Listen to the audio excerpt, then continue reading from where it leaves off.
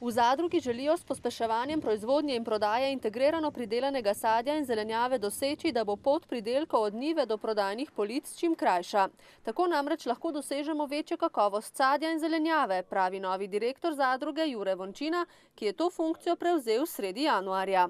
Verjamemo, da lahko odkup povečamo za 500 do 600 ton in presežemo mejo 3000 ton odkupljenih količin sadja in zelenjave.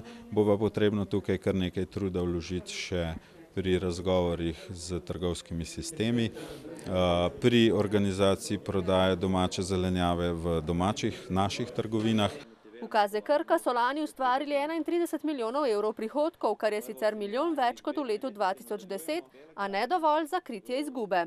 Je pa na vsak način pravzaprav potrebno najprej izvršiti optimizacijo poslovanja dela mesarstva, ki beleži rdeče številke. Ta konec tedna pa prirejajo že 18. Gregorjev sejem po vrsti, na katerem se bo predstavilo prek 200 razstavljavcev iz Slovenije in nekaj tudi iz tujine. Ponudniki kmetijske mehanizacije, tako slovenski proizvajalci kot zastopniki uvozniki. Drug velik sklop razstavljavcev se bo predstavil na drugem delu sejmišča, kjer se predstavlja široka potrošnja, se pravi, kar ljudje potrebujejo, kar jih zanima za dom, vrt, orodja, zaščitna sredstva. Sejem, ki ga vselej popestrijo strokovnimi predavanji ter zabavnim sporedom, je hkrati priložnost za predstavitev delovanja zadruge.